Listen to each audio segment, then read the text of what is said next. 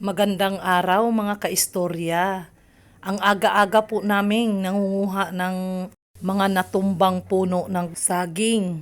Dahil napakahalaga nito sa aming mga alagang baka. Dahil nga sa panahon ngayon, matumal ang pag-ulan-ulan, halos ang mga damo ay nangamatay dahil sa tindi ng init ng panahon. Kaya halos wala nang makain ang aming mga alagang baka at kambing. Kaya malaking halaga para sa amin ang mga puno ng saging na natumba dahil ito ay pwedeng alternative na pang pakain sa aming alagang baka. Ito ay ginagayat-gayat namin ng maliliit, hahaluan namin ng pollard kung tawagin. Ginagayat namin ang puno ng saging, tapos yun, hahaluan namin ng pollard at yun ang ipapakain namin sa aming mga alagang baka. Ayan, dadalhin na namin sa aming alagang baka ang aming mga ginayat na puno ng saging para ito ay ipapakain na sa aming alagang baka. Ayan, kailangang ilagay muna namin sa planggana at lalagyan ito ng pollard para halu-haluin para masustansya ang pagkain ng aming alagang baka. Dahil nga tatlo ang alaga naming baka, kailangan naming hati-hatiin ito. Ayan, halu-haluan namin ng pollard para masarap ang pagkain ng aming alagang baka. Kailangang ihalong mabuti ang feeds na hinalo namin sa ginayat-gayat naming puno ng saging.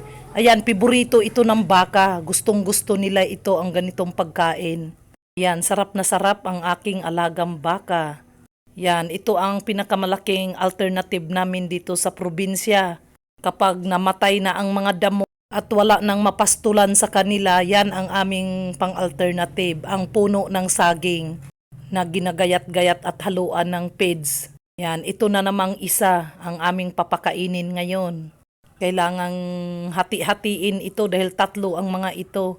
Yan, ilalagay namin ang ginayat-gayat na puno ng saging. Yan. Hati-hati lang para kailangang makakain ang tatlong alaga namin. Yan. Pagkatapos, yan, lalagyan na naman namin ng feeds yan. Ihahalo dyan sa aming ginayat-gayat na puno ng saging. Yan, kailangang lalagyan na naman namin ng feeds. Ihalo dyan sa ginayat-gayat na puno ng saging para gustong-gusto nilang kainin ito. Yaw naming mga ngayayat ang aming mga alagang baka, kaya ang mga baka namin dito sa probinsya ay mga matataba.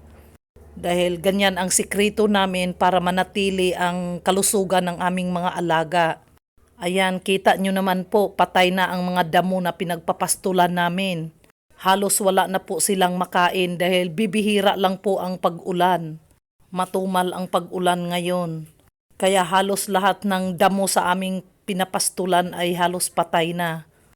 Kaya ito ang pinakamalaking alternative namin para ang mga baka ay mapanatili namin ang kanilang kalusugan at hindi ito mga ngayayat. Nakakatuwa pagmasdan ang mga alaga mo ay nanatili ang kanilang kalusugan, hindi sila nangangayayat.